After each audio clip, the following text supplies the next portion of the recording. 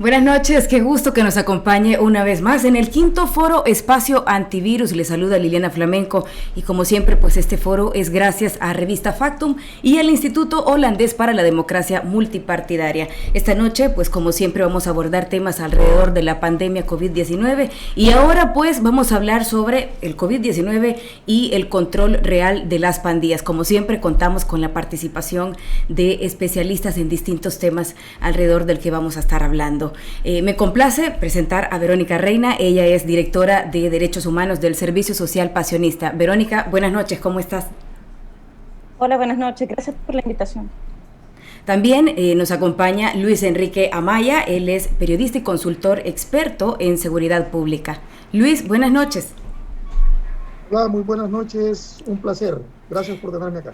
Bueno, y también pues contamos con la participación del diputado y exdirector de la PNC, Rodrigo Ávila. Diputado, ¿cómo está? Buenas noches Liliana, buenas noches Luis, buenas noches Vero.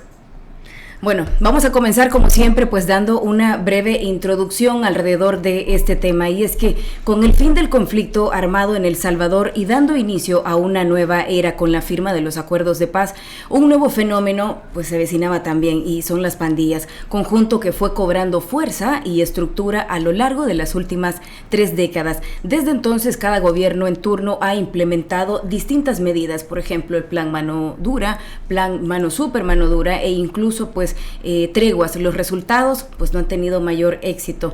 El gobierno actual presentó también en julio del año pasado el plan control territorial. Este fue repartido en distintas fases y pues si bien la reducción de los homicidios inició en 2016, la tasa bajó considerablemente en esta administración, registrándose por ejemplo 2 homicidios diarios. Pero luego de varias semanas cumpliendo la cuarentena obligatoria a raíz pues de la pandemia del COVID-19, el panorama ha cambiado y el último fin de semana del mes de abril la cifra de los asesinatos se multiplicó, registrando una veintena de homicidios. El gobierno atribuye este repunte precisamente a la emergencia nacional, ya que fueron interrumpidas algunas fases del plan antipandillas. Responsabiliza además a los pandilleros, negando rotundamente que sea debido a una ruptura entre acuerdos entre el Ejecutivo y pues este grupo. Ante el alza, los centros penales entraron en estado de emergencia y después de 20 años, los pandilleros de la Mara Salvatrucha y el Barrio 18, enemigos desde siempre, pues vuelven a estar mezclados. Así es como comenzamos este quinto foro hoy, esta noche. El 27 de marzo de 2019, Revista Factum publicó una entrevista con un vocero de la Mara Salvatrucha, quien habló en nombre de toda la estructura. En ese entonces dijo confiar en Dios y también en el actual presidente Nayib Bukele. Aparentemente había una buena disposición de frenar de alguna manera la violencia, pero las cifras de los homicidios hablan por sí solas, tal como lo mencionábamos hace un momento, y pues durante la emergencia se incrementaron los homicidios en ese último fin de semana del mes de abril. El ministro de la Defensa también ha dicho que los criminales pensaron que podían utilizar la emergencia para recuperar el territorio perdido tras la implementación del control territorial.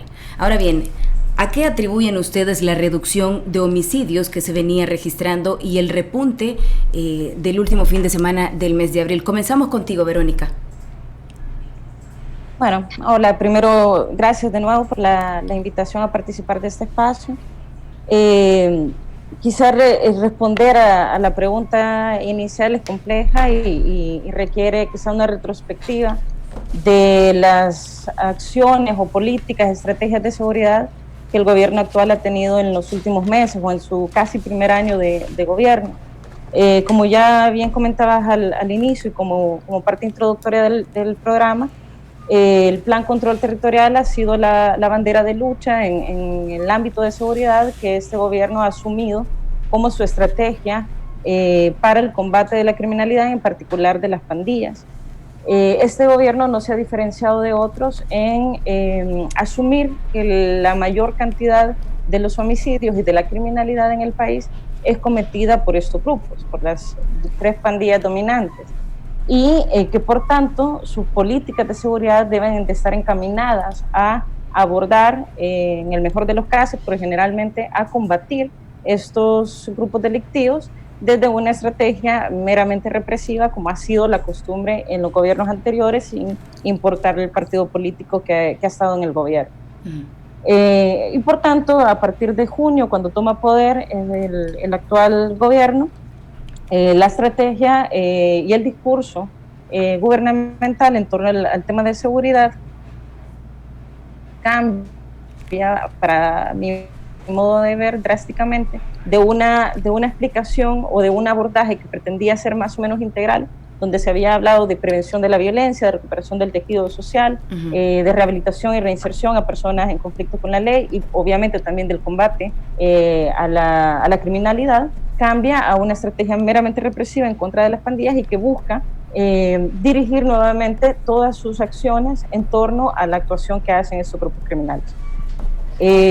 Y por tanto, la disminución de homicidios que se va observando en los primeros meses y se mantiene de manera más o menos sostenida hasta la actualidad, se atribuye a las acciones que el presidente enmarca en este plan control territorial, y que, como ya decías, tiene varias fases, de las cuales conocemos muy poco, de las cuales también se han implementado 3, si no me equivoco, sí. Y no necesariamente en su totalidad, sino que son fases continuadas, y donde desconocemos buena parte de las otras acciones que implican el plan control territorial. No se cuenta con una política pública escrita, ni con indicadores, ni con metas, ni con resultados concretos que pretendan medir las acciones y por tanto ir identificando si son estas efectivamente las que han generado esta reducción sostenida en lo que va de esta administración. Pero también habrá que decir, porque eso creo que es justo, de que la disminución de homicidios se viene observando desde el 2016, a partir de uno de los picos más altos en la violencia homicida que tuvo El Salvador en los últimos años, en 2015, con una tasa de 103 homicidios por cada 100.000 habitantes, y que a partir de entonces se observa, incluso en el gobierno anterior, todavía con la administración de Sánchez Serén, una reducción sistemática que ha venido ocurriendo en el registro de homicidios a partir de 2016, 2017, 2018, y en 2019, al entrar el gobierno actual, se mantiene, digamos, y se acentúa aún más esta reducción.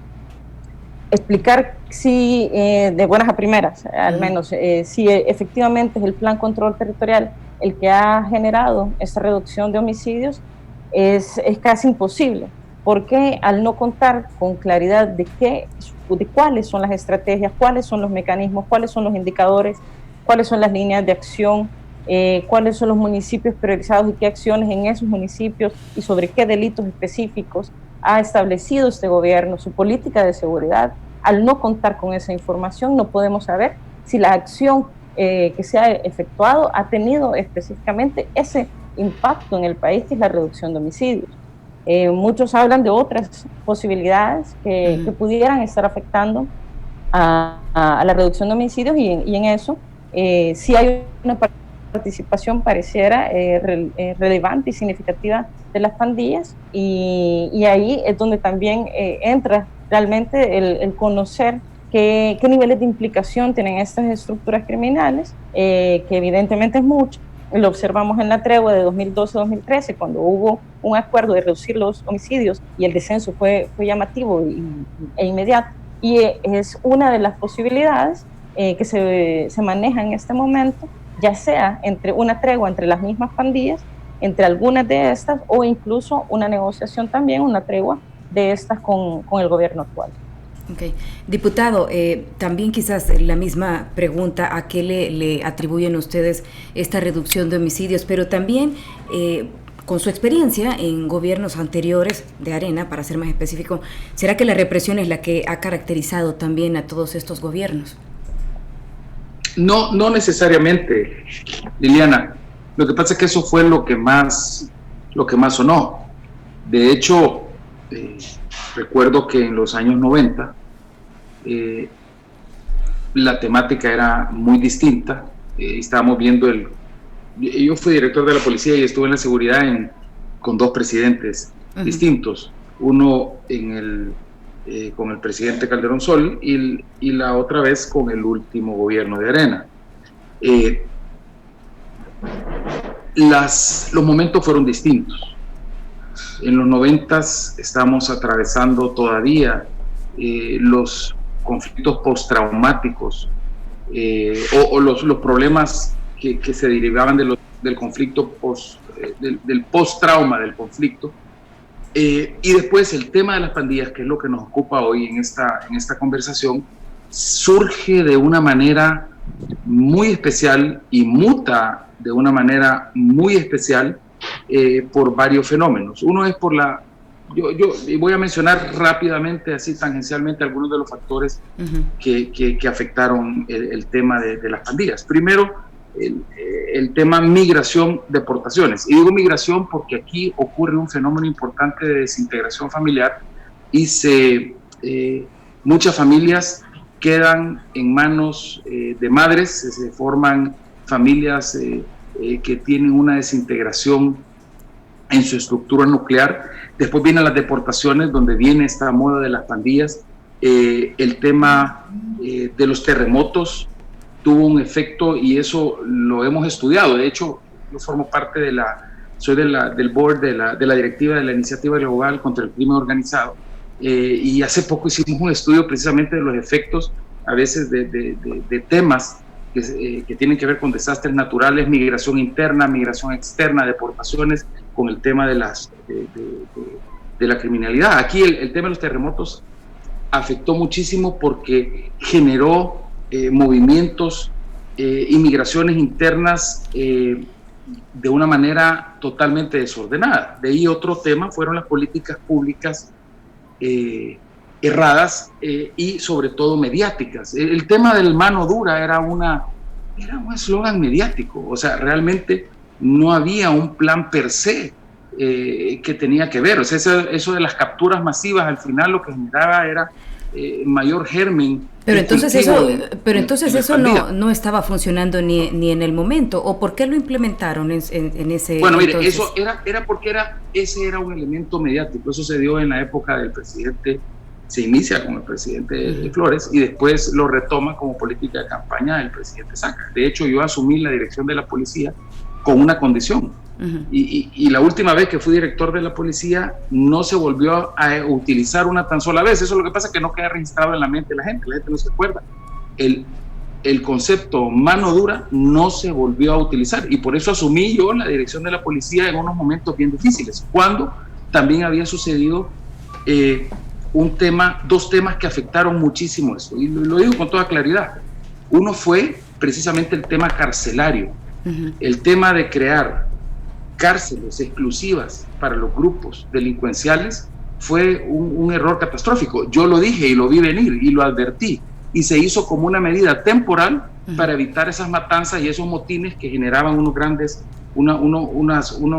traumatismos, incluso sociales, porque hubo matanzas terribles en estos pleitos y estos desórdenes que se hacían adentro. Y por eso, diputado, perdone que lo interrumpa, me llama la atención cuando usted dice que los momentos eran distintos, porque entonces no se podía prevenir, o no se veía lo que podía venir ya, no? Teniendo ejemplos en otros países, cómo funcionaban. No, yo lo vi venir. De hecho, cuando yo decía, mire, y hacíamos lo que podía, y en ese año, si ustedes miran, en el año 97, sin presupuesto, lo tratamos de iniciar en el año 96, cuando justo retomamos la responsabilidad de la policía. Formamos un plan para lo que era una nueva manera de enfrentar a las pandillas. No un enfrentamiento de tú a tú, marcaje persona a persona, sino que de desintegrar, o más bien desarticular estructuras. De hecho, en este caso, los cabecillas de las pandillas en esa época, desde ese entonces, los que fueron los fundadores y tradicionales, que son conocidos los nombres, y no los voy a mencionar en esta entrevista, pero esos, en ese momento, a través de un plan operativo que buscaba entrarle de lleno a las estructuras, y en serio, fue lo que logró reducir no solamente los homicidios, porque se redujeron en 8%, y sin presupuesto formamos una orden de operaciones que se llamaba el Plan Sarisa, un mecanismo de control territorial y se reinició con aquel esfuerzo que ustedes recordarán de deporte nocturno. Se reiniciaron con esfuerzos que iban precisamente orientados a la prevención para a las zonas excluidas socialmente, meterles mejores atenciones de servicios públicos, etcétera, etcétera. Pero ¿qué pasó? Vino el tema de la tregua. Y aquí no se trata de ver quién tiene la culpa. Obviamente aquí han habido experimentos, hay cosas que han funcionado, hay cosas que no han funcionado. Pero aparentemente de cómo están hoy por hoy, pues ¿hay alguna estrategia que haya funcionado para la reducción de homicidios? No, lo que pasa es que las pandillas mutaron y un tema importante que también afectó el desarrollo de las pandillas, y esto no tengo aquí las cifras, las dejé en la oficina, pero hay incluso evidencia totalmente clara de que la nueva normativa, cuando se adoptan las nuevas normativas penales y la ley penal juvenil nueva, hubo impases bien grandes en el tema de cómo abordar esto. Entonces se lograron reducir los impactos de otro tipo de expresiones criminales, pero las pandillas de alguna forma crecieron, porque las pandillas no solo son un fenómeno delictivo, no son un fenómeno que se puede enfrentar únicamente con el tema de acciones policiales o el tema de aplicación de la ley,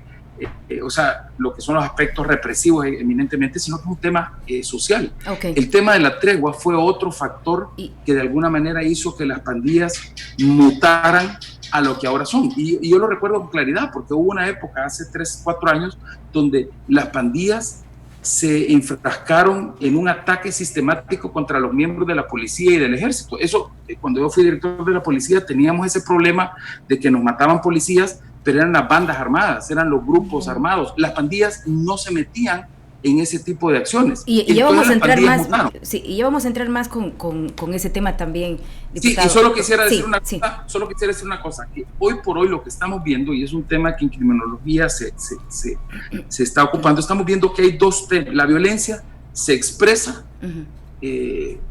con las métricas que obviamente son visibles y que generan alarma social, pero hay un tema importante que es lo que yo llamo la fuerza potencial de generar la violencia. No es lo mismo la violencia en sí y las métricas de la violencia y las expresiones de violencia, los delitos que en este caso se miden como homicidios, que eso también cambió, y después cuando me den la chance de hablar más adelante voy a hablar de eso. Hoy ya no se pueden comparar, aquí no estamos comparando peras con peras, porque cambió a partir del año 2006, cambió la manera de medir los homicidios, pero el punto es que la fuerza potencial de generar la violencia no se ha disminuido, y esta aflora en un momento determinado, tal como sucedió cuando se rompieron los esquemas de arreglo con la tregua, que de repente lo que iba muy bien reventó en una vorágine de muerte, en una vorágine de sangre, que fue lo que precisamente vimos con 72 homicidios en apenas 72 homicidios 74 homicidios en 72 horas, o sea, más de un muerto por hora el fin de semana anterior, porque la fuerza potencial está ahí, lo que quiere decir que los territorios no necesariamente se han recuperado, lo que ha existido es que se ha aplacado la expresión de violencia en esos territorios, pero eso es distinto. Ok, bueno, Luis, como se ha escuchado, pues el diputado ha dicho o ha reconocido que algunas de las medidas anteriores pues fueron mediáticas, y justamente es lo que se hace en la mayoría de los gobiernos cuando lanzan estos planes. Ahora bien, en algunas entrevistas pues tú has dicho que el actual plan control territorial es desconocido, y por eso pregunto esto primero y no si este ha funcionado en vista de la reducción de homicidios que se ha registrado. Sí, a ver, la pregunta sobre a qué se le atribuye que se hayan incrementado los homicidios a partir del 24 de abril por 4 o 5 días. Luego, saben ustedes que a partir del día 6 o 7, pues los números se empezaron a cambiar una vez más. En fin, ¿a qué atribuirle eso? Para mí, por lo menos, lo que he dicho varias veces es que resulta muy problemático por varias razones. La más importante es que hacer eso, una ponderación o una evaluación rigurosa de ese tipo de cosas, implica tener, número uno, suficiente información. Y en segundo lugar, además de tener suficiente información, tener información de calidad. De lo contrario, uno se enfrenta a lo que en algunos contextos se le llama brecha atribucional, es decir, que uno no sabe con exactitud a qué atribuirle las cosas. Y mi tesis básica, casi desde que terminó el año recién pasado y se hacían los primeros balances de los primeros meses de la administración Bukele, mi tesis ha sido que no sabemos con exactitud por qué los homicidios se empezaron a reducir todavía más, ¿verdad? De la tendencia que ya traían desde 2016, de esa tendencia que, como bien decía Verónica, inició en 2016, luego del año 2015, que fue tan sangriento, con una tasa de 103 homicidios por 100.000 habitantes, que es, creo yo, el efecto post-tregua del año 2012, pero bueno, ese es otro tema. Esa tendencia que se venía consolidando desde 2016, porque 2016, luego 2017, 18, marcaron una tendencia. Desde la llegada del presidente Bukele, esta tendencia se acentúa un poco más. Vaya, ¿a qué se debe eso? Para mí sigue siendo un misterio, ¿verdad? Porque yo no puedo decir que se debe al Plan Control Territorial, ¿verdad? Porque lo desconocen, o sea, esto significa que no hay transparencia, o incluso que no tiene en común con el Plan Cuscatlán que fue presentado durante campaña, que también había una parte fuerte con la seguridad. El Plan Cuscatlán, efectivamente, por lo menos a simple vista, no tiene nada que ver con el Plan Control Territorial. El Plan Cuscatlán estaba organizado en la sección de seguridad en 3 componentes, que eran prevención, combate y rehabilitación. Esos 3 componentes no son los que conforman el Plan Control Territorial, del cual se dice son 7 fases, entonces, y de las cuales no sabemos o no conocemos más que las primeras 3. Se especula cuál sería la 4ª y de ahí hacia adelante no tenemos la menor idea.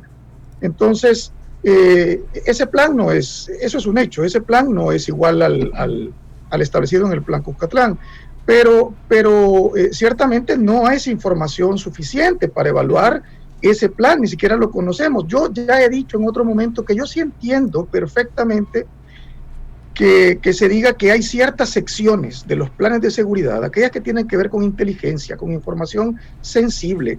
Yo sí entiendo perfectamente que esta información no se dé a conocer al gran público. Esto lo comprendo perfectamente. Supone darle información a los delincuentes que no debieran tener. Esto yo lo entiendo, pero fácilmente. Pero entonces, lo acepto sin problema. Pero entonces, ahora bien, con 2 condiciones. Esto con 2 condiciones.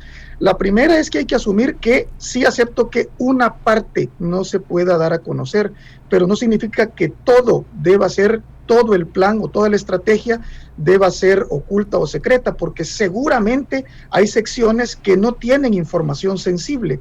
El punto es que aquí no conocemos prácticamente nada, tenemos muy poca información, número 1. Y número 2, incluso la información que se considere sensible y por tanto reservada, no significa que no la deba conocer nadie, sí que no la deba conocer la gran opinión pública, pero en otros países, por ejemplo, se estila que haya un control parlamentario, por ejemplo, sobre el área de seguridad. Entonces, alguien debe conocer el plan en su conjunto. Sería en este caso, por ejemplo, la Comisión de Seguridad Pública, de combate a la narcoactividad, por ejemplo. A ellos debieran presentarles el plan completo.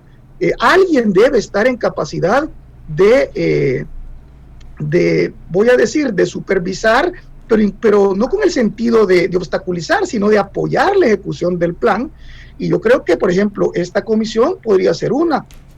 No quisiera en este momento ponernos a identificar quién debiera hacer esta tarea, pero en todo caso no acepto la idea de que nadie, absolutamente nadie, y solo el gobierno sepa en qué consiste el plan. Hay otras áreas del Estado que perfectamente podrían conocerlo sin que suponga revelar información sensible. Okay.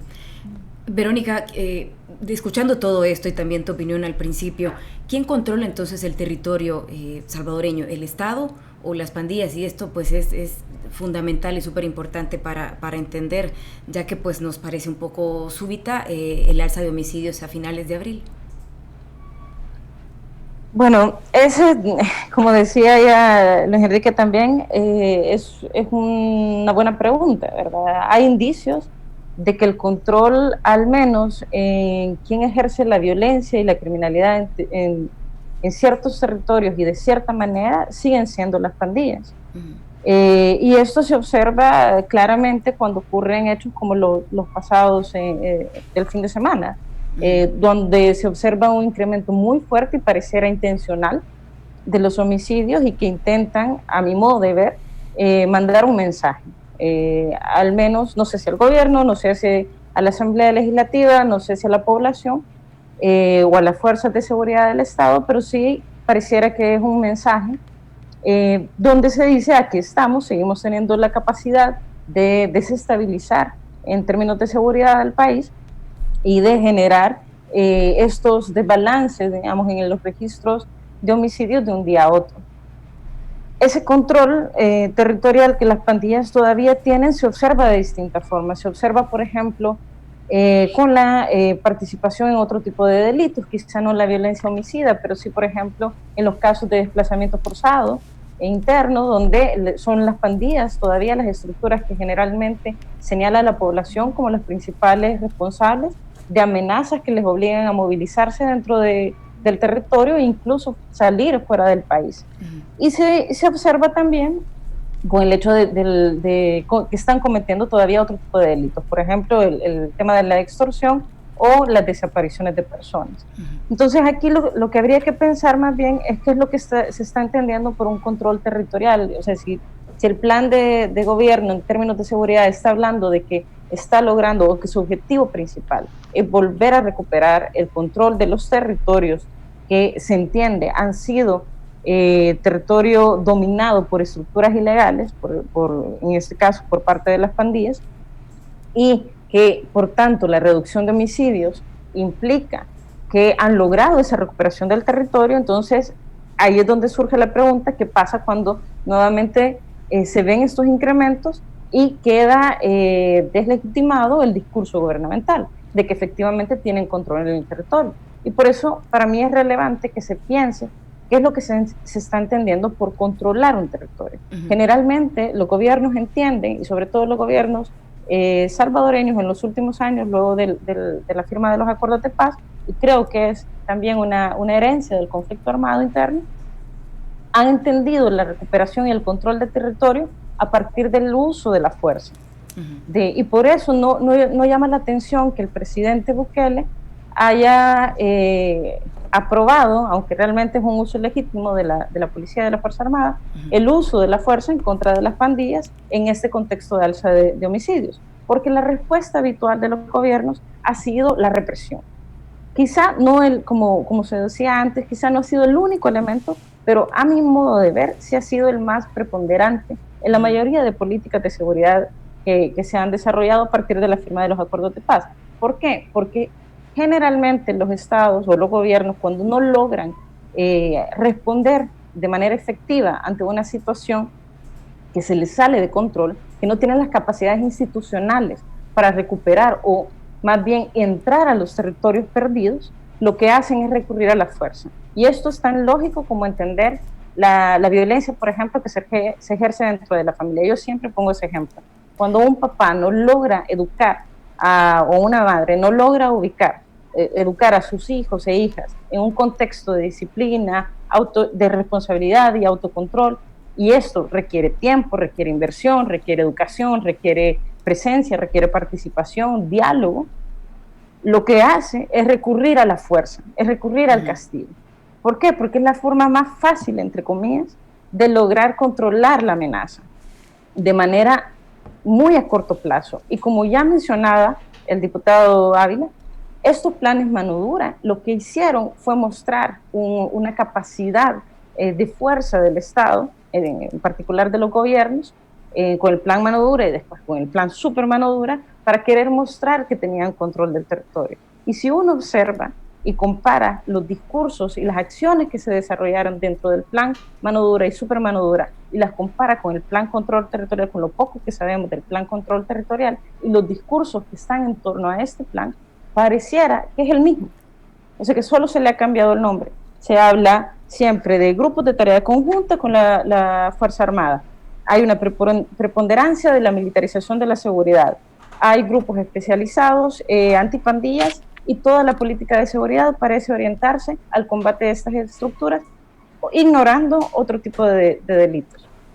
Y hay una lógica de incremento de penas y de presencia militar y policial en el territorio. Pero la presencia, como ya observamos, pareciera no ser necesariamente el control y la recuperación de los territorios. Para mí, esto último implica que el Estado, en todas sus capacidades institucionales, y no solo el gobierno, sino que el Estado y todas las expresiones de acceso y ejercicio de derechos fundamentales para la población, estén de manera permanente en el territorio, en todos los territorios, y principalmente en esos que han sufrido mayores condiciones de vulnerabilidad y exclusión, y sobre todo que la población tenga participación activa en la toma de decisiones de sus problemáticas y puedan asumir una participación permanente junto con estos actores sociales y políticos en el territorio.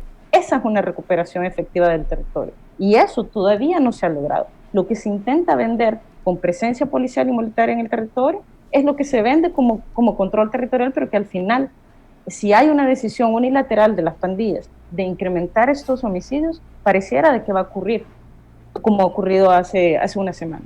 Ok. Luis, de acuerdo con lo que dice Vero, que pues han entendido que el control es a partir del uso de la fuerza, ¿realmente entonces está disputando el gobierno el control de los territorios a las pandillas? O pues en algunas zonas, por ejemplo, la gente guarda la cuarentena en total confinamiento porque son las mismas pandillas las que se lo estaban ordenando.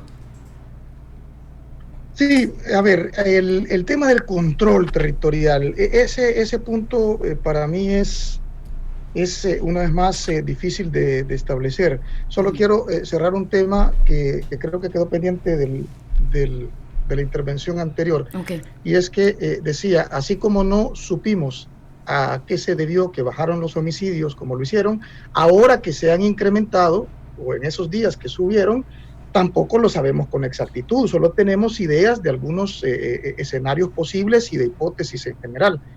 Bien, dicho eso, con respecto al control del territorio, yo tengo una impresión que es que en general hay que preguntarse qué significa o cómo se nota, en qué se expresa el control que puede ejercer un grupo sobre cierto territorio y cómo el Estado puede entonces recuperarlo. Porque una forma se puede entender que una forma de recuperarlo es por la vía de tener presencia permanente en los territorios con personal policial y militar. Entonces se dice, bueno, si ahí pueden estar todo el tiempo policías y militares, entonces el Estado tiene control sobre ese territorio, ¿verdad? O se puede pensar, bueno, si el Estado ofrece una cantidad de servicios de distinto tipo, servicios públicos en estos lugares, ¿verdad? En materia educativa, de salud, en fin. Entonces, si el Estado puede llevar servicios ahí con normalidad y puede hacerlo de manera permanente también, entonces tiene control del territorio. Lo que yo pienso es que las pandillas, aunque el gobierno haga todo esto, que no sabemos qué tan bien o mal lo está haciendo en este momento, las pandillas siguen mostrando que tienen una presencia importante y que pueden incidir en la vida cotidiana de la gente, más allá de que si pueden o no poner muertos. Es decir, que puedan incrementar los muertos es un hecho, ya lo hicieron, ¿verdad? Pero ¿qué tanto esto refleja control o el mejor indicador, voy a decir, para evaluar un aspecto tan complejo como el control de áreas geográficas? A mí me parece que una manera distinta de verlo es entendiendo que las pandillas, repito, inciden, orientan, inclinan hacia cierto lado la vida cotidiana de muchas comunidades, es decir, imponen reglas que a su modo las hacen cumplir. En este contexto de la pandemia hay momentos en los cuales por informaciones que se tienen, sobre todo por medios periodísticos, vemos que hay pandilleros que ejercen cierta cierto control, ciertas normas, digamos, de convivencia, imponen ciertas normas de convivencia, llega la patrulla, entonces se esconden, dejan que la policía haga su trabajo, se van y luego salen de nuevo. O sea, son como una especie de, diría yo, grupo paralelo y en ocasiones hasta complementario. Porque una cosa es que sea paralelo y otra cosa es que sea complementario, no es lo mismo, ¿verdad? A veces paralelo y a veces complementario de el ejercicio de control que debe tener el gobierno. En suma, repito, la impresión a la que estoy llegando es que si todo continúa como hasta ahora y estos últimos años nos dicen algo, tengo la impresión de que ese poder o esa cuota, digamos, de control que tienen las pandillas va a continuar por los años siguientes y por tanto casi que habrá que acostumbrarse a convivir con los pandilleros y con el control que ejercen ahí.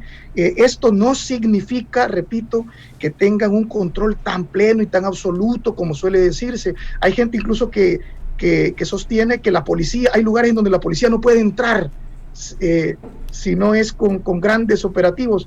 Bien, esto me parece a mí que es más una impresión que un hecho. Yo lo que encuentro es que la policía entra en todos lados. El problema no es que entre, el problema es que no siempre se queda.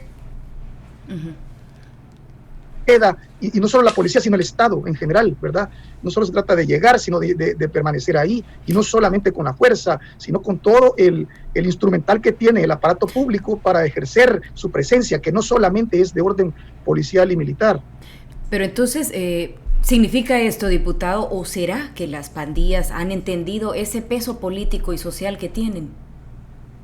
Bueno, yo quisiera basarme en los comentarios que ha hecho Verónica y lo que Luis decía sobre cuál es la brecha atribucional. Primero, yo creo que aquí el tema es hacernos algunas preguntas importantes. Y aquí les anoté. En el tema de las pandillas, ¿ha aumentado su territorialidad o ha disminuido? De acuerdo a estudios muy serios de instituciones, que obviamente esto no se divulga, de los 262 municipios que tiene nuestro país, existen identificadas como estructuras locales de las pandillas tradicionales en 241 municipios. Eso fue a finales del año pasado. O sea, eso quiere decir que el 92% de nuestro territorio, en términos de municipios, de conteo de municipios, tienen al menos una estructura local organizada de las pandillas formales. Eso habla mucho sobre lo que es el dominio territorial. Por otro lado, y como bien lo decía Luis, o sea, las pandillas en algunos lugares se han convertido en autoridades fácticas, cosa que se ha visto claramente en esta pandemia, donde ellos son los que están controlando y fumigando a la gente que entra a determinadas comunidades. Ellos son los que han repartido alimentos dados por el gobierno en algunas comunidades y en algunos barrios. Eso se ha visto con claridad. La pregunta es, ¿han parado o han bajado las adhesiones o el reclutamiento de menores de edad a las pandillas? ¿Cuál es la situación delincuencial en general? Y creo que Verónica hablaba de eso. O sea, hay otro tipo de expresiones delictivas. Yo tuve la oportunidad de ir a uno de los municipios que está más libre de homicidios, pero ahí todo el mundo está extorsionado. Eso es lo que podríamos denominar, o los criminalistas llaman pax criminal. O sea, hay lugares donde... Pero entonces, ¿en qué momento... Perdone que lo interrumpa, diputado. Entonces, ¿en qué momento es que se sale de control esto y que no son las autoridades las que llevan las riendas? Porque el tema de las extorsiones, como usted lo menciona, pues viene de años. Es que a eso voy. Creo que uno de los enfoques equivocados que han tenido los distintos gobiernos, y yo le digo, se hizo un esfuerzo serio, y esto yo lo conozco por experiencia propia, pues, y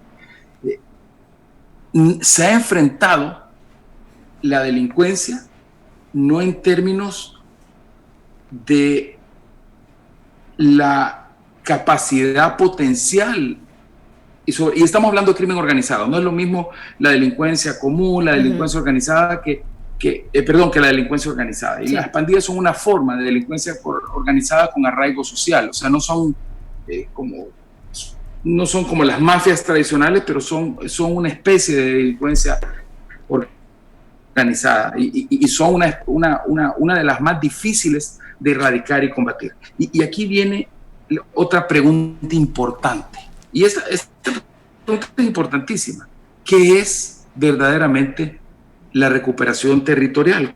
¿Cómo nosotros cuál es la verdadera manifestación de la recuperación territorial?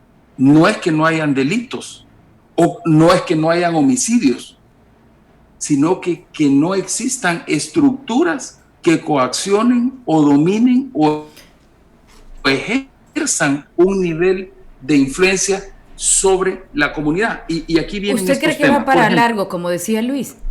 El tema de va para largo. Va para largo si no tomamos las medidas adecuadas. Y por eso al final a mí me gustaría hablar también de soluciones. Pero, por ejemplo, ¿cuál es un territorio? ¿Cómo podemos denominar que un territorio está verdaderamente recuperado? Para mí hay aspectos bien importantes que hay que mencionar. Uno de ellos es el más importante, en general, es la restitución de la Contraloría Social. ¿Y qué es la Contraloría Social? Bueno, que la gente tenga la oportunidad de accesar libremente a los servicios públicos, que tenga la oportunidad de circular libremente, sin ninguna restricción, que tenga la oportunidad de denunciar faltas, ¿cómo se llama? Que no digamos actitudes antisociales, sino que también tenga la libertad y que se sienta cómoda con poder denunciar delitos sin temor a represalias, el poder que la gente pueda verdaderamente tener un acceso a lo que le permite la ley. Y obviamente, como dijo en este caso Verónica, los incrementos de los delitos casi que fueron primero adrede, fueron a voluntad para mandar un mensaje, no sabemos a quién, obvio, como dice Luis, pero lo importante es que se dieron como quien aprieta un botón. Lo que quiere decir es que no se han recuperado los territorios y no se ha disminuido la capacidad potencial de generar la violencia. Aparentemente disminuye la violencia, pero no disminuye la capacidad de generarla. Y por eso es que hemos visto que en las desapariciones forzadas no ha habido una misma proporción de disminución que en los homicidios ya comprobados, porque esta ha sido como una especie de tendencia de accionar criminal de las pandillas. Y entonces vienen aquí las grandes preguntas de qué es lo que hay que hacer. Y yo creo que el tema es que hay que precisamente enfocar toda la atención para combatir a las pandillas. Por supuesto, tiene que haber un ingrediente de accionar policial, de aplicación de la justicia, pero, y voy a decir algo que muchas veces, Lili, no tengo la oportunidad de decir, también Vero y Luis, porque en las entrevistas de televisión o en las entrevistas de radio o en las entrevistas, a veces cuando uno dice esto no tiene capacidad suficiente o tiempo suficiente para poder desarrollar la idea, pero aquí yo lo voy a decir, y no es que estoy diciendo que voy a tener tiempo para desarrollar la idea porque yo sé que hay limitación en el programa, pero creo que uno de los puntos para poder atender esto es precisamente generar una dinámica y un proceso de políticas públicas que sean totalmente innovadoras. Yo creo y estoy convencido de que el fenómeno de las pandillas tiene una dimensión tan grande, y solo midamos si son aproximadamente 72,000 o 70,000, ahorita hay cálculos que estimaciones que pueden decir que hay 78,000 pandilleros activos. Solo con ver que han pasado por el sistema penal más de 40,000, han pasado 41,000, que algunos están adentro, otros han pasado y han salido, y hay otros que están libres, pero la estimación es que son 71,000. Súmele usted a esos 71,000 sus grupos familiares, su entorno inmediato de personas que por razones de nexo familiar, de amistad, de vecindad, de alguna manera colaboran o conviven con las pandillas. Estamos hablando de que podemos llegar a tener 450,000 personas que están de alguna manera involucradas o afectadas por el entorno de las pandillas. Eso no se puede resolver metiendo preso a todo el mundo, eso no se puede resolver de la manera tradicional policial. No obstante, es importante atacar las pandillas, y aquí es donde viene el enfoque de represión versus el individuo o represión versus las estructuras. Uno de los errores que creo que se cometió hace como 3, 4 años es que se empezó, incluso cuando empezaron a matar policías las pandillas, empezaron a contar las bajas de terroristas y decían, hoy se le dieron baja a tantos terroristas. Entonces hacía una especie de, así como era el body count de Vietnam, que se murieron tantos en combate. O sea, no, hombre, sí, lo que hay que hablar es de cuántas estructuras se desmontan, cuántos territorios se liberan y cuántas pandillas o cuántas estructuras de las pandillas se desmontan. Y para eso lo que habría es que promover procesos de acogimiento a la justicia, algo parecido a lo que se hizo en Colombia para desmontar a los paramilitares, reduciendo inclusive las penas, pero a cambio de una extracción permanente de estas estructuras, y que la gente poco a poco se vaya saliendo. No puede haber una recuperación territorial si los miembros de las pandillas no renuncian o no se salen de estas estructuras. También, y ya voy a terminar, sí, el tema de promover alternativas para los grupos sociales, no solo para las víctimas y los familiares de la,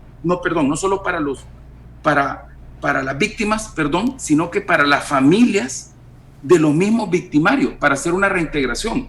Y lo otro es restablecer la armonía social, y para eso es mejor el concepto de enfoque. Y yo iba al consejo, yo fui de los que creí que podíamos hacer algo importante con el consejo de seguridad, siendo de Arena y todo, yo participaba. Yo decía, miren, es mejor el concepto de enfoque de cabeza de ratón que el de cola de león. Porque les decía, miren, ese programa que van a meter un montón de dinero en Cocatancingo, el entorno de Cocatancingo, Ciudad Delgado, iba a hacer que después se recontaminara cualquier logro que se pudiera hacer. Entonces, creo que este tema lo que necesita es un planteamiento más estructural, más integral, más a largo plazo, que obviamente no genera los réditos electorales ni los aplausos como se busca cuando simplemente se miran las métricas de homicidios. Y para eso hemos hecho 2 propuestas. Otro día podemos hablar de eso, y con esto ya termino, se lo prometo. De acuerdo, diputado. Sí, la verdad el registro de las pandillas, pero no es solo de pandillas, el registro de grupos criminales organizados de pandillas, que de alguna manera no solo sirve para perseguir a esta gente, sino que para dimensionar de una manera real y legal el problema. La policía tiene inteligencia de quiénes son y las comunidades saben en secreto a voces quiénes son, pero necesitamos, para formular políticas públicas adecuadas, realmente tener la dimensión del problema. Y el segundo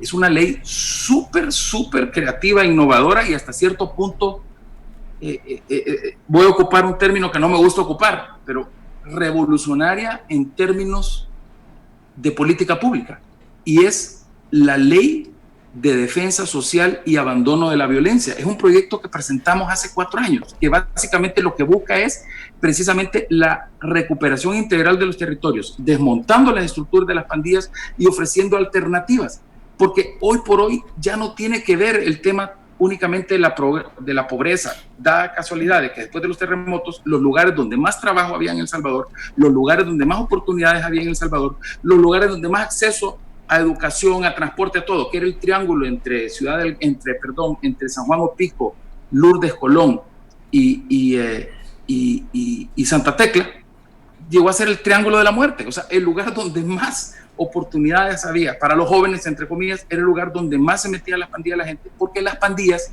tienen una condición parasítica. Y lo que decía Luis, ¿a dónde vamos? Bueno, lo que estamos viendo es una mutación de las pandillas a lo que es una verdadera simbiosis sociocriminal. Y ese es el gran peligro que enfrentamos. Bueno, ese es el gran peligro que enfrentamos. Bueno, diputado, pues sí, el tiempo es breve y es un tema bastante complejo y extenso. Vamos a pasar también al tema de las cárceles, porque un tema lleva al otro, y usted mismo lo mencionaba también respecto a la población que está presa. Y justamente esto por las medidas que se han implementado últimamente. Pero antes, hacerle pues la invitación a usted que está pendiente de esta transmisión, que pues puede opinar, y sus comentarios son muy necesarios e importantes en esta transmisión. Bien, la respuesta del gobierno ante el alza de los homicidios fue notable notoria en las cárceles. La fotografía de los pandilleros atados pues dio la vuelta al mundo, y Centros Penales decidió, o al menos eso dijo, juntar a pandilleros rivales en las mismas celdas. Verónica, ¿a ti te parece que esta es la respuesta adecuada? Bueno, la respuesta del gobierno generalmente, como ya decía antes, y eso no es nada nuevo con este gobierno, ha sido la tendencia con gobiernos anteriores, es responder con fuerza ante un ataque. Es decir, querer medir la capacidad de fuerza que tiene tanto las estructuras criminales a través del incremento de homicidios, como el gobierno en este caso con sus capacidades de atacar al enemigo. Y en este sentido son las cárceles los territorios donde sí domina, en el sentido de que son instituciones del Estado, del gobierno, y donde puede establecer medidas extremas o de alta emergencia, como se quisieron plantear en ese momento. El problema con esto es de que yo no considero que las medidas en cierto aspecto son medidas que son completamente fuera del marco de los derechos humanos, que no están respetando los estándares internacionales que El Salvador ha suscrito, que se ha comprometido a cumplir y que tiene la obligación de cumplir. Y por eso, desde esa perspectiva, el llamado de atención de la Oficina de la Alta Comisionada de Derechos Humanos, de la Comisión Interamericana de Derechos Humanos y de otros organismos internacionales al Estado salvadoreño y en específico al gobierno de Bukele fue inmediata. Y hubo una condena internacional desde una perspectiva de derechos humanos a lo que se estaba haciendo. ¿Por qué? Porque efectivamente se estaba tratando de manera inhumana a las personas, se estaban generando condiciones poco adecuadas para las personas privadas de libertad, y esto se vendía además como una lógica de respuesta y de fuerza, ¿verdad? De demostración de fuerza ante el enemigo.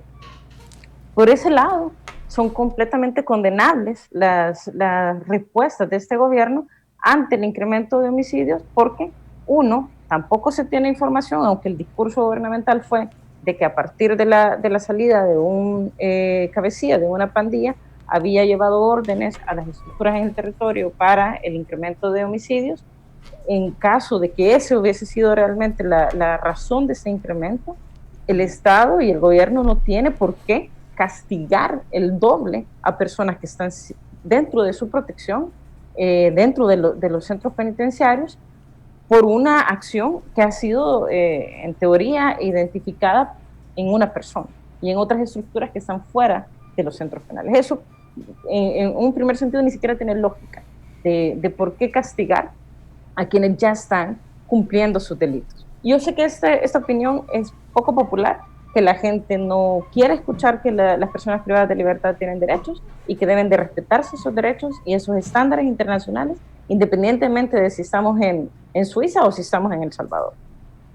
Y por otro lado está la medida esta de juntar a las pandillas, de juntar a pandillas digamos, que han sido siempre enemigas, ¿verdad? Y que pudiera, a mi modo de ver, en un principio la medida parecía una estrategia e incluso de generar confrontación entre las pandillas. Es decir, bueno, yo no les puedo hacer nada de manera directa, a ver qué les pasa entre ustedes. O sea, y generar unas condiciones incluso de riesgo. Y los primeros llamados de atención que se hicieron desde algunas organizaciones fue la posibilidad de que hubiesen muertes, que se incrementara o que sucedieran asesinatos dentro de los centros penitenciarios por juntar a esas pandillas que durante años han vivido enemistadas.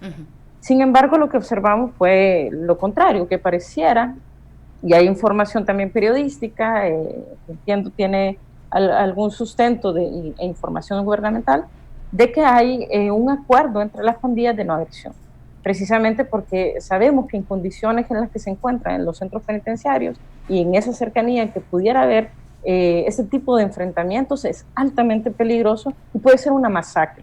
Entonces, a mí me pareció de que la respuesta inicial del gobierno fue, uno, mostrar fuerza en los espacios donde en teoría sí controla, que son los centros penitenciarios, y ahí querer demostrar su capacidad de fuerza, castigar a gente que quizá no necesariamente estaba vinculada, pero que era una forma de dañar a las familias de las estructuras de pandillas que están fuera, porque hay un sufrimiento de las personas privadas de libertad. El vínculo identitario de estas personas se mantiene con las familias, y lo que mencionaba el diputado Ávila, hay toda una red social que tiene que ver con su familia, con sus esposas, con sus hijos e hijas, que tiene un vínculo emocional y que es importante y que no se puede desestimar en la lógica de entender, comprender y abordar este fenómeno de las pandillas. Y lo otro es de que, bueno, si la medida de juntar a las pandillas es positiva o negativa, pues quizás sí, en términos de que la clasificación de los centros penales deberían de estar determinadas por otros elementos, no necesariamente por la enemistad de estas tres pandillas. Pero a mi modo de ver, la forma en que se hizo y el momento en que se hizo fue más con una intención, pareciera, de generar condiciones de riesgo y de posible enfrentamiento entre ellos. Entonces, desde una mirada de derechos humanos, las medidas adoptadas y la respuesta gubernamental, ante el incremento de homicidios fue completamente condenable y no responde necesariamente a una inteligencia del Estado, a un trabajo de seguridad, de inteligencia que permita identificar a los responsables y buscar las medidas legales, judiciales, para sancionar adecuadamente y en el marco de la ley. Entonces, en ese sentido, no tiene correspondencia las acciones del gobierno en torno a los centros penitenciarios ante el incremento de homicidios. De acuerdo. Ya lo decía Verónica, Luis, hay publicaciones periodísticas que aseguran que poner a las pandillas también, pandillas rivales, en mismas celdas, pues hará que éstas corran el sur, es decir, que se unan. ¿Te parece válida esta postura? Y tengo una pregunta más también para ti. ¿Están mutando las pandillas, así como dice el diputado Ávila? Bueno, a ver, quizás tres consideraciones rápidamente. La primera, con relación al tema de la fuerza. Yo estoy de acuerdo con Verónica cuando dice que esta es una demostración de fuerza de parte del gobierno. Y lo cierto es que las demostraciones de fuerza en la administración Bukele no solamente se concentran en el área de la seguridad pública, sino que en otras áreas, e incluso se ha utilizado como herramienta de relacionamiento con otros órganos de Estado. Es decir, las demostraciones de fuerza parecen ser un elemento muy importante como parte del estilo, digamos, de gobernar de parte de la administración Bukele. Yo pienso incluso que la demostración de fuerza, en general, a mí no me parece que esté mal, siempre que cumpla con tres criterios, ¿verdad? Es decir, la fuerza, a mí me parece razonable que se use, ¿verdad? No creo que sea equivocado abandonar que el gobierno renuncie al legítimo derecho que tiene de usar la fuerza, pero siempre que tenga tres condiciones. Número uno, que sea una fuerza con inteligencia. Número dos, que sea una fuerza que sucede en el marco de la ley, en el estricto marco de la ley. Y en tercer lugar, obviamente, que es respetuosa esta fuerza de los derechos humanos. Con esas tres condiciones, en mi opinión, la fuerza debe usarse. Es una herramienta de gobierno y no habría por qué dejar de usarla, siempre que cumpla con esas condiciones. Con relación al tema del sur, yo ya decía en algún momento que a partir de la mezcla de pandilleros, no solamente en prisiones y en sectores, sino que incluso en celdas, esta mezcla daba paso, o podría dar paso, a tres escenarios. Uno era precisamente que se agudizaran los conflictos entre las pandillas y hubiesen muertes al interior de las celdas, o incluso en espacios comunes se pudieran ver matanzas como las que vimos a inicios del año 2000. Otra posibilidad era que se corriera el sur, justamente, que es una especie de pacto de no agresión, un acuerdo entre las pandillas, y esto parece que hay indicios de que podría ocurrir, pero habría que confirmarlo y reconfirmarlo, porque esto también generaría a su vez otros procesos a partir de que se confirme que se está corriendo el sur. Pueden activarse otras circunstancias que habría que saber monitorear. Y en tercer lugar, el último escenario era que hubiera una especie de unión entre pandillas, pero en torno a la confrontación con el Estado. Y por tanto volviésemos a ver agresiones ilegítimas, como llama la policía, a los enfrentamientos entre policías y pandilleros, ejecuciones extrajudiciales, atentados contra policías y militares, en fin. Yo, hasta ahora, de esos 3 escenarios que anticipamos en su momento, todo parece indicar que hay más indicios sobre la posibilidad de que se esté corriendo el sur. ¿Qué tanto esto se puede sostener? Esta es una pregunta que habría que responder luego de saber si esto ha iniciado dentro de las prisiones o fuera de las prisiones, sí. si se ha activado en el contexto de la pandemia o de las medidas que ha tomado el gobierno, o si por el contrario viene de antes, porque ya hay registros de pequeños acuerdos con contenidos de correr el sur, del ejercicio del sur, en ciertas comunidades, en fin. Entonces, hay indicios razonables, digamos, para creer que esto puede ser así. Y yo cerraría con un último comentario, y es que a mí la mezcla de pandilleros, en principio, no me parece mal. Estoy totalmente de acuerdo con Verónica cuando dice que creo que otros criterios debieran orientar la clasificación y la localización de internos en las prisiones, criterios como el nivel de peligrosidad, por ejemplo, los delitos que se cometen, consideraciones de orden criminológico que no incluyan la pertenencia a la pandilla. Y esto debiera llevar incluso, por tanto, a evaluar la posibilidad de no solo mezclar pandilleros entre sí en las 6 o 7 prisiones que están designadas o destinadas para estos pandilleros, sino incluso la posibilidad de mezclar a toda la población penitenciaria con los mismos criterios, repito, más en clave criminológica, que la pertenencia a un grupo. Claro, esto supone como requisito que el Estado tenga control sobre estos lugares y de este modo impedir que la influencia de las pandillas o de otras agrupaciones carcelarias que también existen, pandillas penitenciarias estrictamente, puedan ampliar su influencia. Y esto, Luis, tomando en cuenta pues ya los antecedentes que existen y específicamente con la masacre que ocurrió en Mariona. Claro, por supuesto, porque de otro modo, repito, si no se tiene control de los centros penitenciarios, estas mezclas de pandilleros pueden llevar a aquello. Recuerden ustedes que cuando se tomó la decisión de separar a los pandilleros a inicios de los años 2000, sí, ¿verdad? Cuando se tomó la decisión de separar los pandilleros, la gran motivación que hubo fue justamente que no se siguieran matando entre sí y que el Estado y el gobierno en concreto no fuera señalado por no estar protegiendo los derechos humanos de los internos que estaban terminando en unas masacres espantosas. Vale, entonces se tomó la decisión de separarlos, principalmente para que pararan estas matanzas. Entonces habría que tener, repito, cuidado de que se tenga un control más real sobre el sistema penitenciario como para tomar estas medidas que pueden resultar hasta audaces, por lo menos novedosas en el contexto nuestro.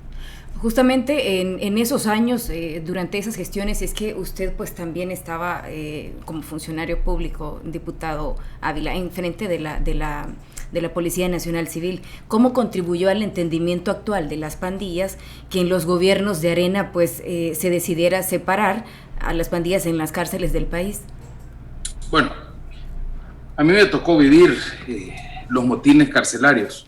De hecho, yo asumo la policía en el año 96, o sea, cabalito comenzando el año. Yo fui juramentado en diciembre del 2005 y me tocó enfrentar una serie de situaciones bien difíciles, precisamente, y nosotros habíamos advertido a través de inteligencia policial que iban a suceder una serie de cosas. Y también sucedieron antes, por ejemplo en Mariona, en el penal de Gotera, en el penal de Apanteos. Sí. Y ciertamente el gobierno en aquel momento tomó la determinación de separarlos precisamente por recomendación de organismos internacionales, presión de la oposición política en la Asamblea Legislativa,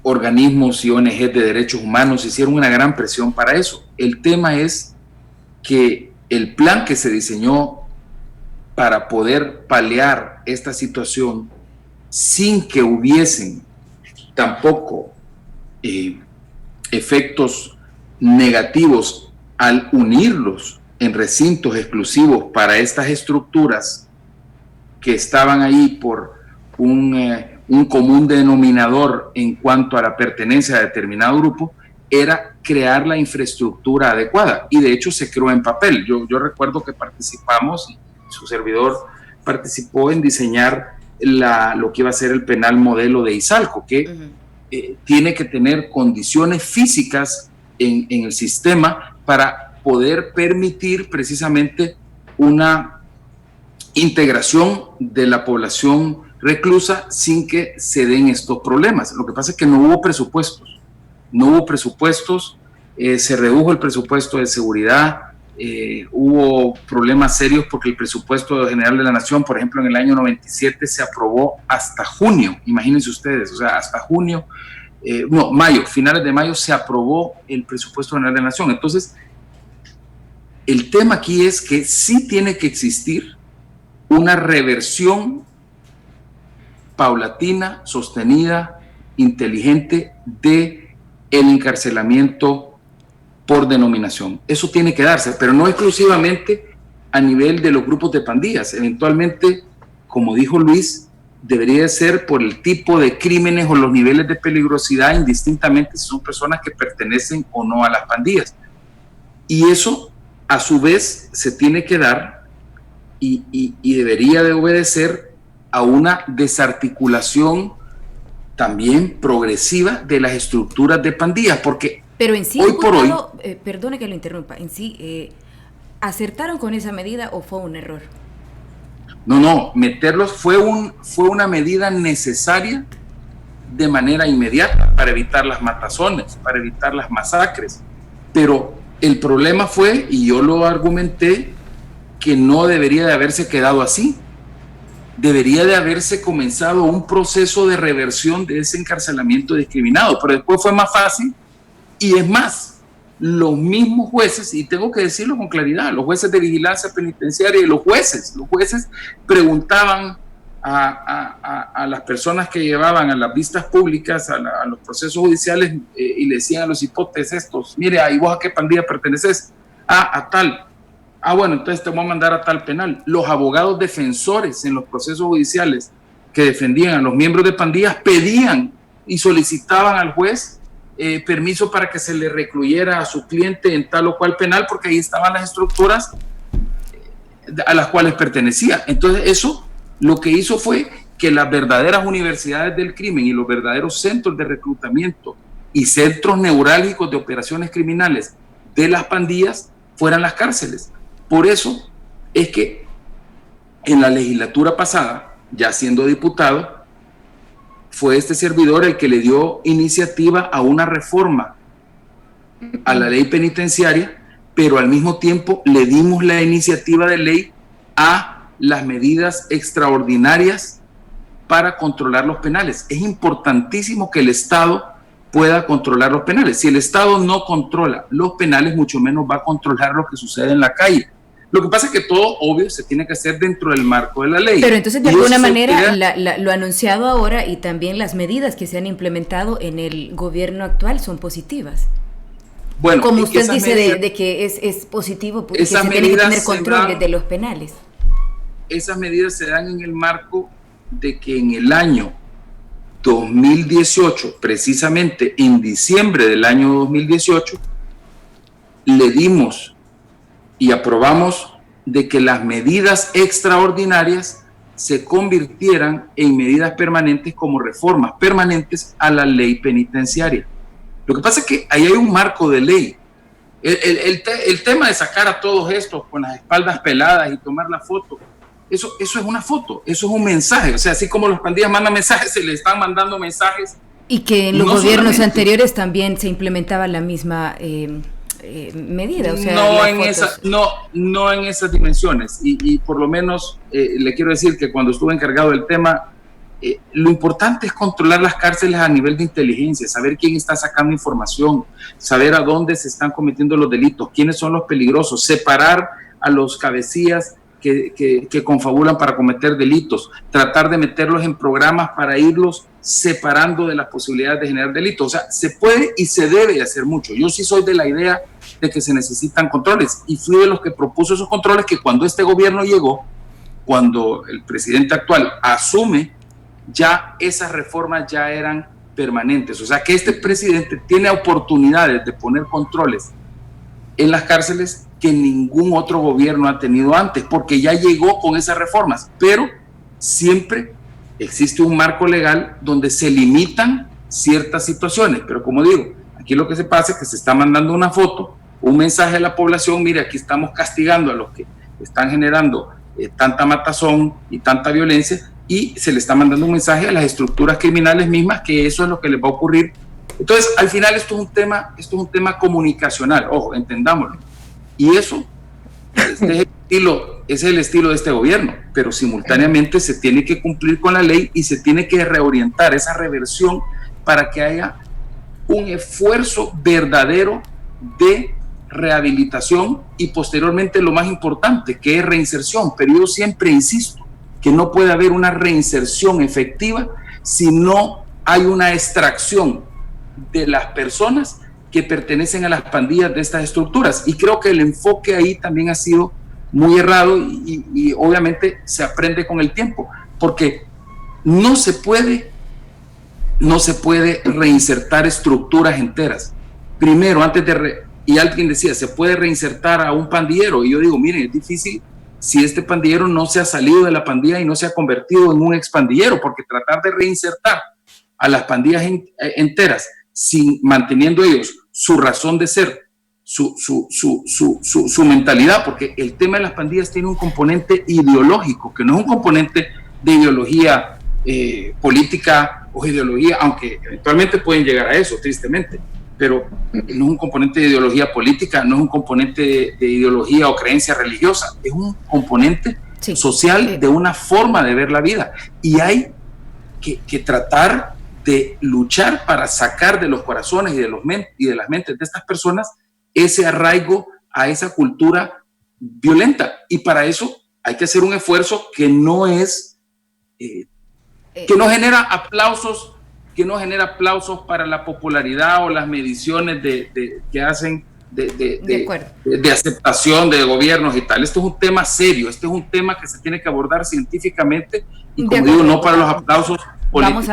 Ok. Perdón que los esté interrumpiendo, pero pues también tenemos la participación de la población, que también es muy necesaria, porque son ellos quienes viven de carne propia, ¿verdad?, la situación que está pasando en el país. Y justamente tenemos dos preguntas al momento, tal vez si nos ayuda Gerson Vilches.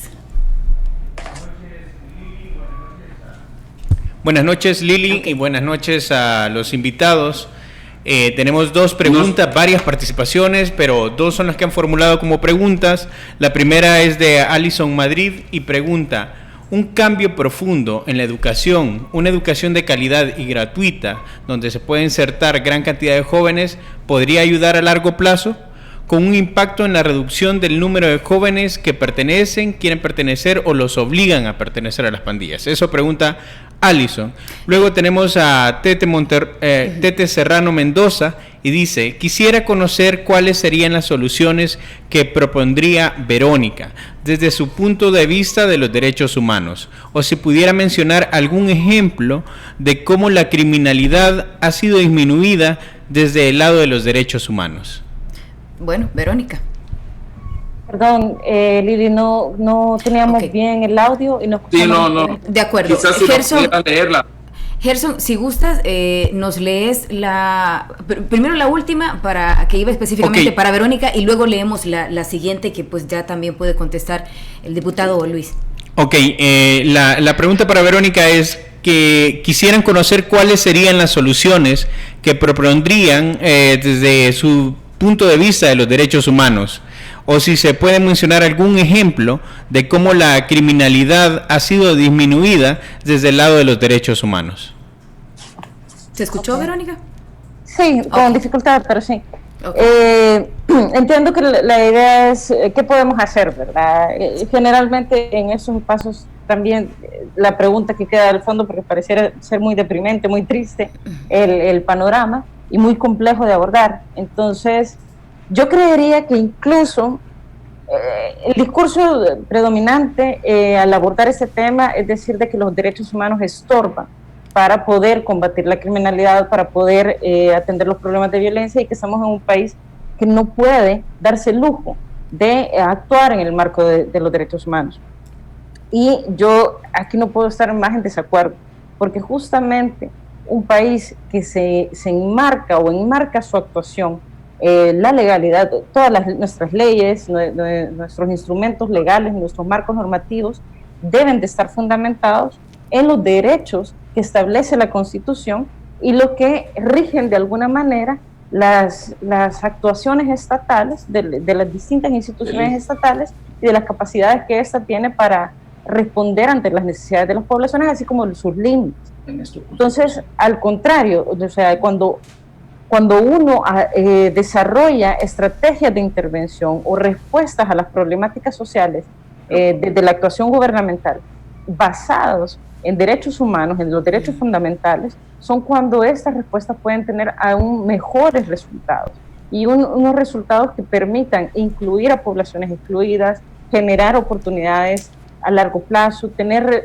respuestas integrales y no respuestas cortoplacistas, que, como hemos visto, lo que han generado en los distintos gobiernos es una evolución cada vez más compleja de este fenómeno y de otros tipos de violencia y de criminalidad organizada. Entonces, ¿qué podemos hacer?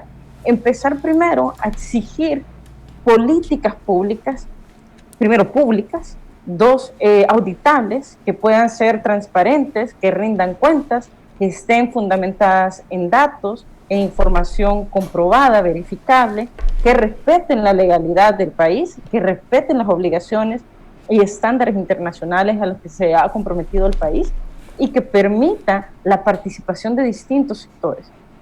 Yo tengo muchas críticas, muchísimas, sobre el Plan El Salvador Seguro y sobre el Consejo Nacional de Seguridad Ciudadana, pero fue una oportunidad perdida, como muchas otras, de poder generar un plan, generar un espacio de diálogo, de concertación, de construcción conjunta que permitiera medir, transparentar, rendir cuentas y juntar esfuerzos de distintos sectores, no solo estatales, sino que también sociales, para poder atender un problema gravísimo para el país.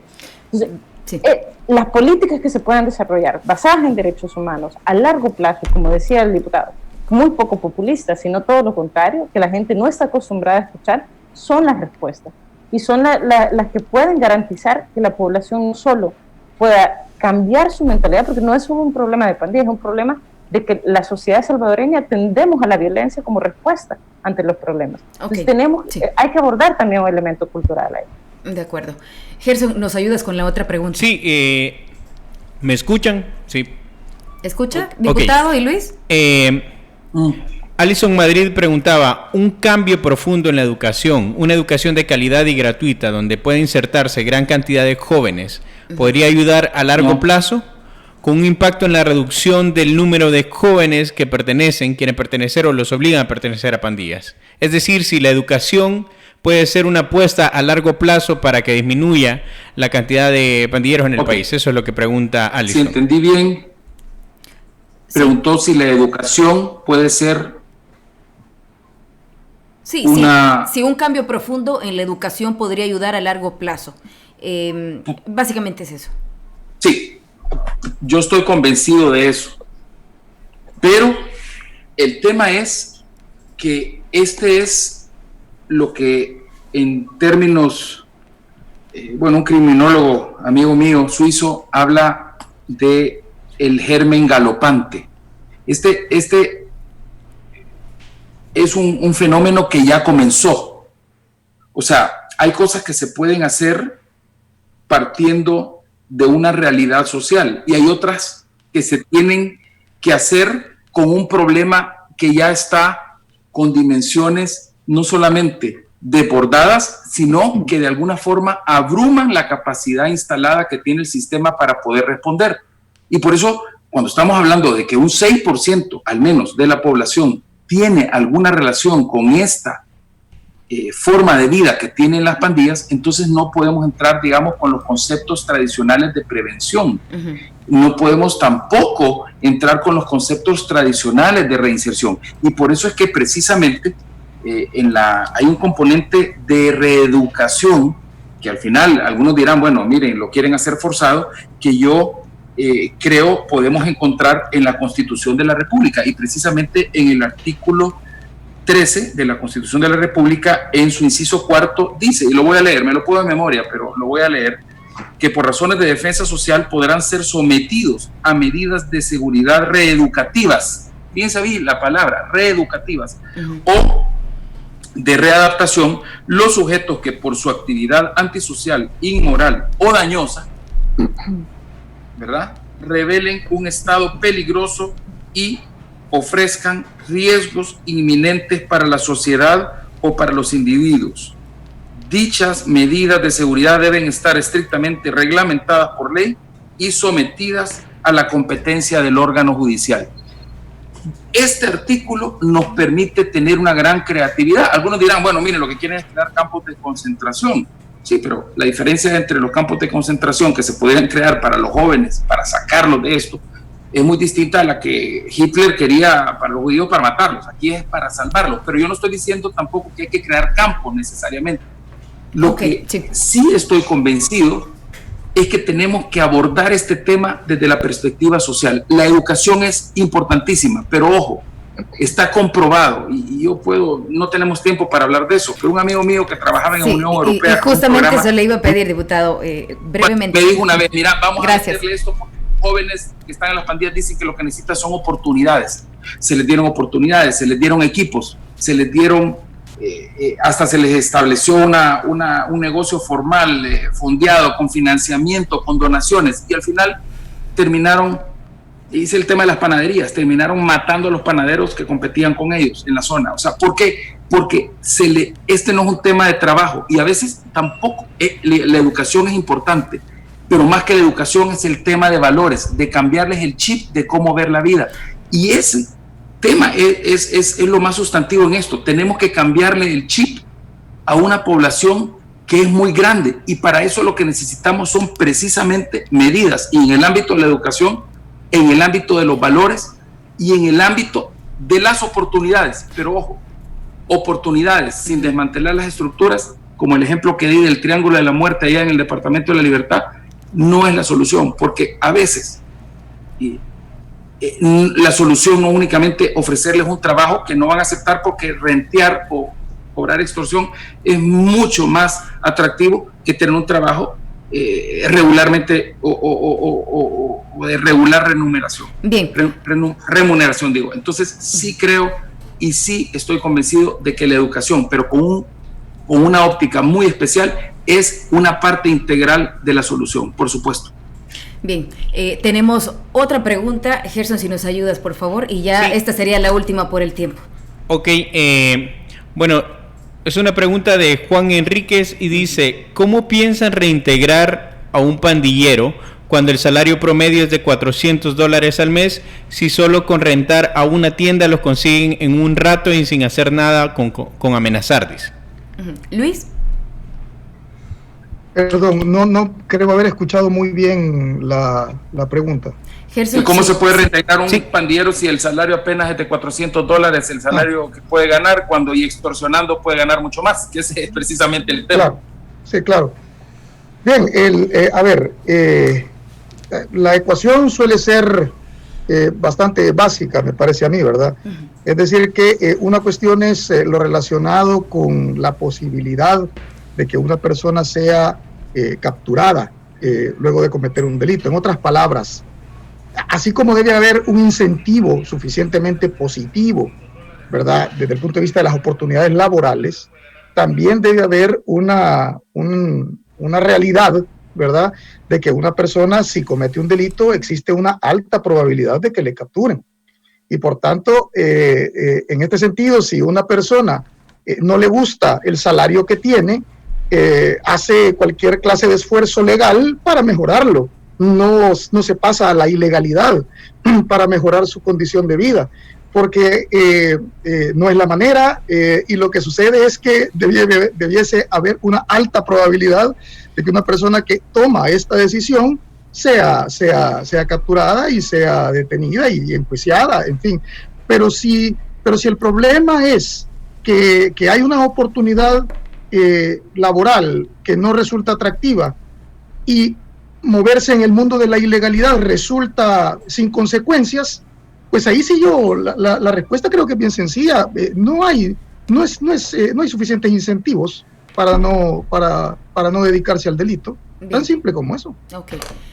A los tres, muchísimas gracias por habernos acompañado en este foro de Espacio Antivirus. Y bueno, pues brevemente para que puedan despedirse también. Muchísimas gracias. No, muchísimas gracias por la invitación. Aquí lo que hay que hacer es cambiar el chip. Cambiar el chip porque entre las pandillas ir a la cárcel es casi como un requisito de pertenencia. O sea que ni eso los disuade. Por eso hay que cambiar el chip. Y para eso es el tema de los valores y el tema de hacer un enfoque totalmente distinto. Muchas gracias por la invitación, un gusto haber estado con ustedes, Lili, Vero, Luis, y me encanta este tipo de discusiones porque es una discusión más profunda y desarraigada totalmente de los conceptos tradicionales de venir a politiquear o de venir a tirar simplemente veneno como a veces se hace en otros foros. Yo creo que esto es lo que verdaderamente necesitamos en El Salvador, y retomando lo que dice Vero, hay que constituir otra vez los esfuerzos de país con participación amplia para que podamos enfrentar esto como sociedad desde una perspectiva de nación. Gracias, diputado. Gracias también a ti, Luis. Muchísimas gracias por la invitación una vez más. Ha sido un verdadero placer. Un gran saludo a Rodrigo Ávila y a Verónica Reina. Un abrazo. Verónica, también a ti. Muchísimas gracias pues por haber aceptado esta invitación a Espacio Antivirus. Gracias por haberme invitado y un saludo a los tres también, y ojalá que nos volvamos a encontrar pronto. Bueno, a usted que ha estado también pendiente de esta transmisión, muchísimas gracias. Esto fue Espacio Antivirus y como siempre las gracias al Instituto Holandés para la Democracia Multipartidaria y a Revista Factum también. Feliz noche, el próximo viernes a las 8 de la noche nuevamente por acá.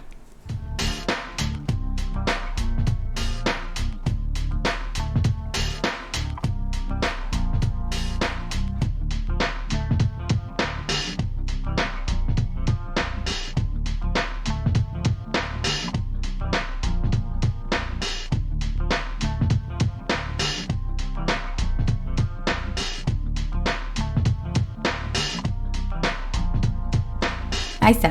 Muchísimas gracias a los tres, de verdad. Hoy sí que, miren, no sentimos el tiempo y 1:30 nos echamos.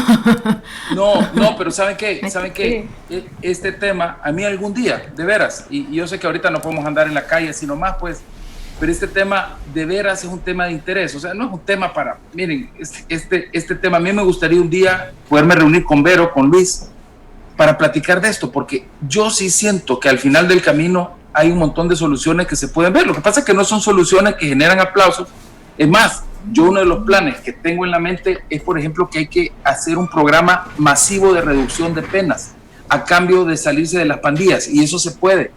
Pero eso, claro, eso políticamente es casi suicida, pues, porque ahorita lo que todo el mundo quiere es que los maten.